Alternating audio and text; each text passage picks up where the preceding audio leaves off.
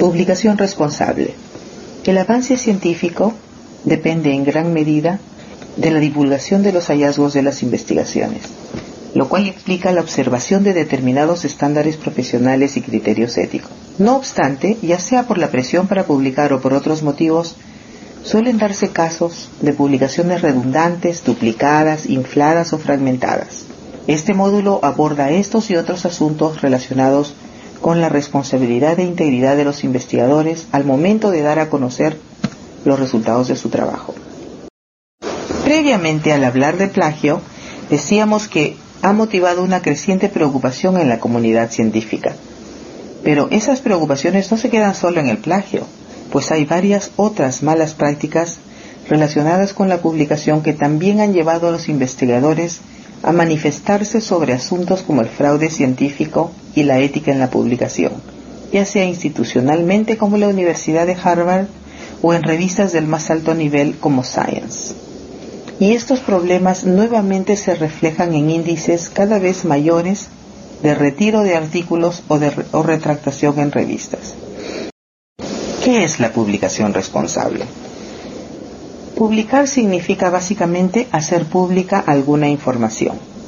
Pero en el campo de la investigación no se trata solo de divulgar informes, sino que esto debe realizarse siguiendo principios de integridad científica. Publicar es un imperativo ético. La comunicación de los resultados de la investigación permite el avance de la ciencia y hace posible que los investigadores dialoguen, conozcan y usen los hallazgos o los refuten. Además, cuando los estudios involucran la participación de personas, se debe considerar formas de comunicar los resultados a la comunidad para que ésta pueda beneficiarse de los conocimientos obtenidos.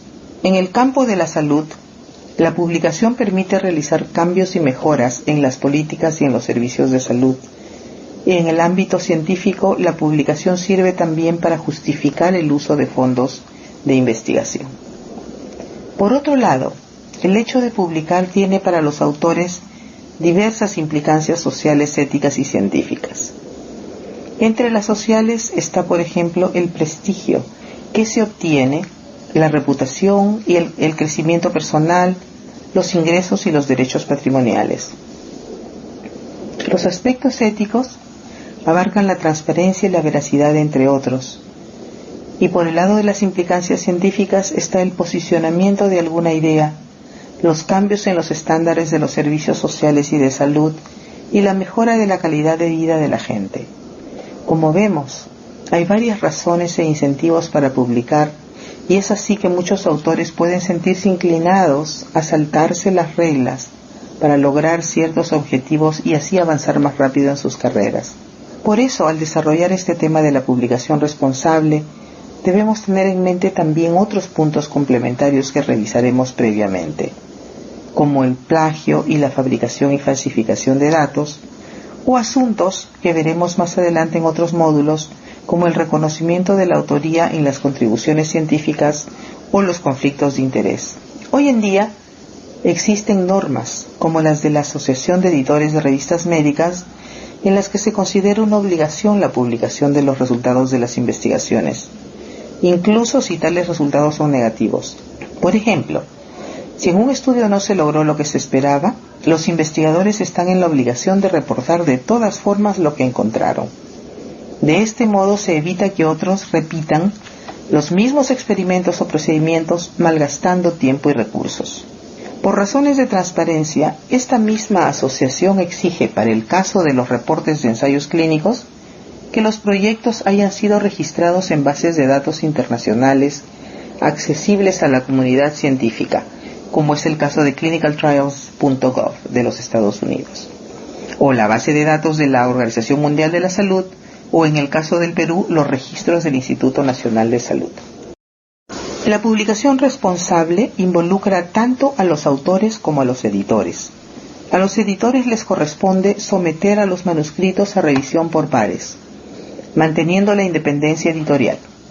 Hoy en día, por ejemplo, muchas revistas están consultando a los autores si la entidad que financió el estudio tuvo o no tuvo un rol en la preparación del manuscrito o en el análisis de los datos. sobre todo para prevenir situaciones de conflictos de interés.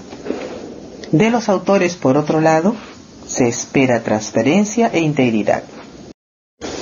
Nos toca hablar ahora de las publicaciones reiterativas o redundantes. A veces sucede que un mismo autor reproduce en una y otra publicación los mismos métodos, hipótesis, resultados o conclusiones, ya sea completamente o con mínimas diferencias. También puede ser que junte datos de 2 artículos para presentarlos en un tercer artículo. A continuación, veremos diferentes tipos de publicaciones redundantes, como son las publicaciones duplicadas autorizadas y las no autorizadas, las que se conocen como salami y las publicaciones infladas. Aquí tenemos un ejemplo de una publicación duplicada autorizada. Este artículo se publicó primero en inglés en la revista The Lancet en el año 2010 y luego en español en la revista del Instituto Nacional de Salud del Perú en el 2011. Y vean cómo en esta segunda publicación se reconoce la fuente original. Existen varios requisitos para que una publicación duplicada sea autorizada. En primer lugar, ambos editores de las 2 revistas tienen que dar su aprobación expresa para que se vuelva a publicar un trabajo. Esto ocurre comúnmente cuando se trata de versiones, de segundas o terceras versiones en lenguas distintas, pero también cuando un trabajo publicado inicialmente en una revista se quiere publicar luego como capítulo del libro o en una compilación.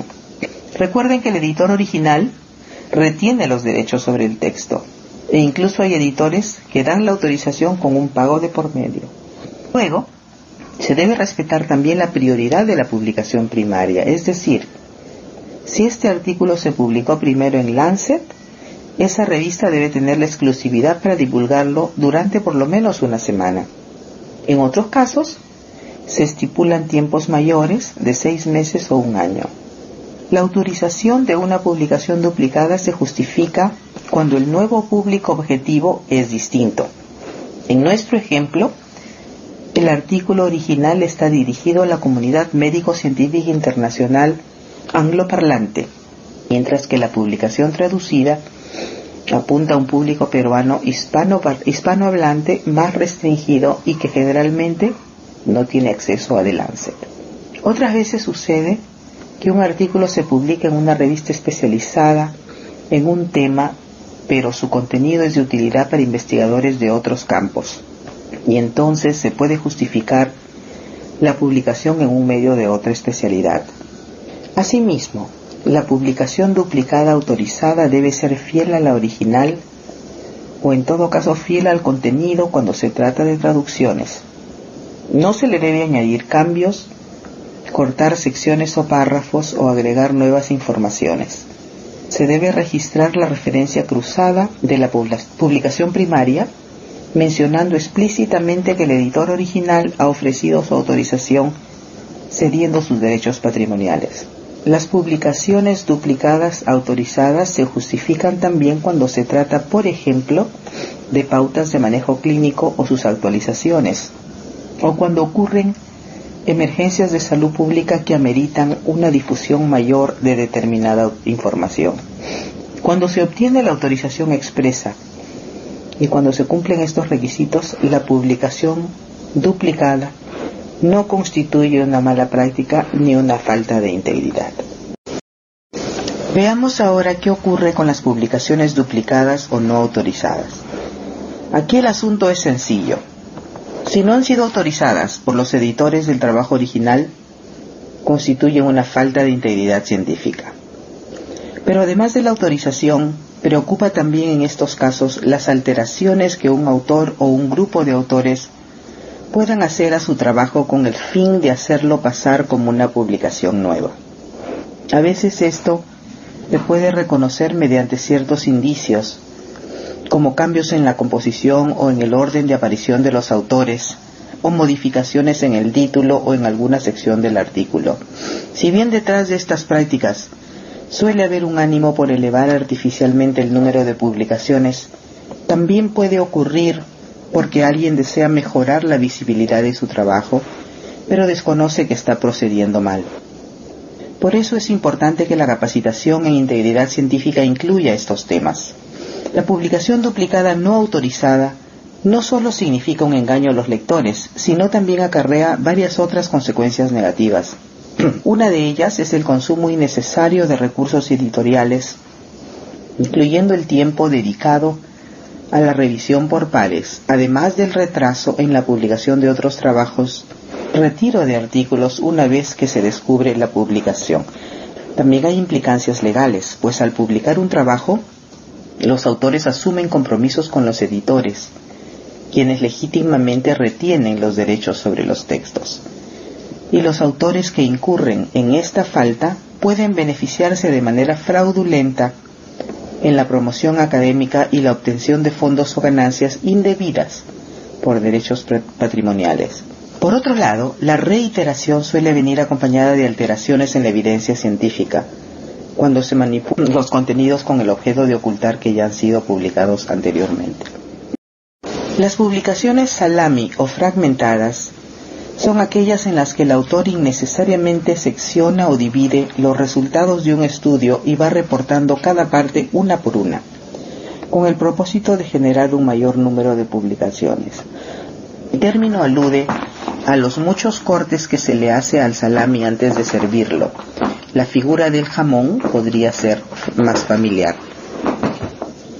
Publicar de este modo es perjudicial, porque quienes consultan con uno de estos trabajos reciben resultados incompletos, mientras que las otras partes del artículo pueden ser muy similares a las de otros que salen en del mismo estudio. Pero debemos también ser capaces de reconocer en qué casos una publicación no cae en la categoría de salami, porque también hay estudios, sobre todo aquellos estudios grandes, que tienen diferentes objetivos aunque se trabaja con los mismos datos o la misma publicación, e incluso los diferentes análisis pueden ser realizados por los mismos autores, como en el ejemplo que vemos en la diapositiva.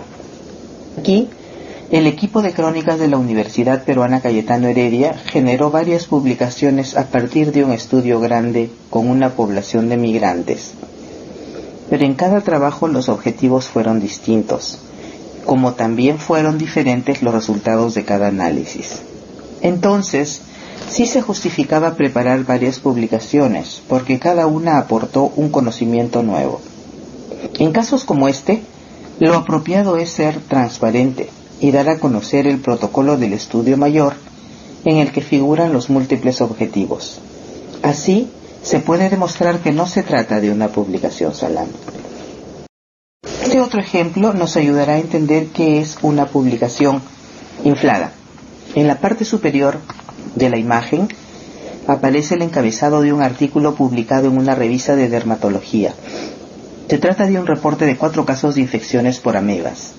Más abajo tenemos otro artículo del mismo autor, que analiza 5 casos de la misma infección. Es decir, con un caso adicional se generó una nueva publicación, esta vez en una revista internacional, pero sin aportar un conocimiento científico nuevo. No hubo cambio en el diseño, ni tampoco en el manejo o la evolución de la enfermedad.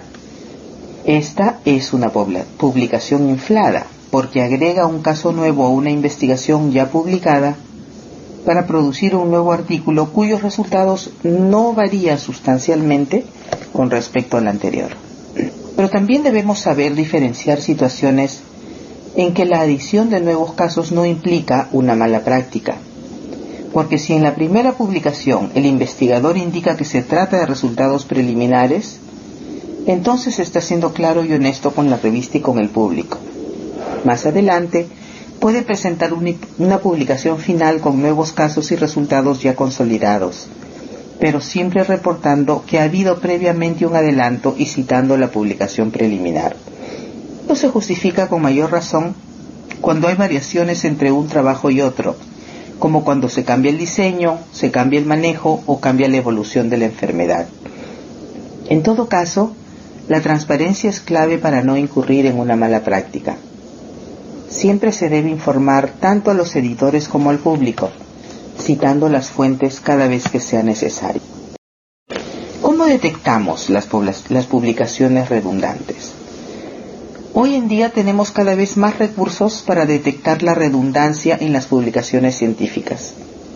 En esta diapositiva tenemos algunos ejemplos de programas y sistemas informáticos especializados, algunos de los cuales son de acceso gratuito o se encuentran disponibles en línea en Internet. Pero también podemos identificar la redundancia haciendo búsquedas manuales, empleando recursos como el Google Scholar, que también es gratuito en Internet. Allí podemos buscar los nombres de los autores, lugares, poblaciones, objetivos y resultados. Cuando busquemos por autores, hay que elegir sobre todo a los que aparecen listados al inicio y al final de un trabajo. El último autor es importante porque es aquel que es considerado como el autor senior. En años recientes, los editores científicos han asumido activamente esta tarea, lo cual es entendible debido a que son los más perjudicados directamente por las malas prácticas en la publicación. ¿Qué se debe hacer cuando se detecta un caso de publicación redundante? Por el lado de las editoriales, la identificación de una publicación redundante durante el proceso de revisión amerita que el editor se comunique con el autor principal para informarle sobre la falta que encontró.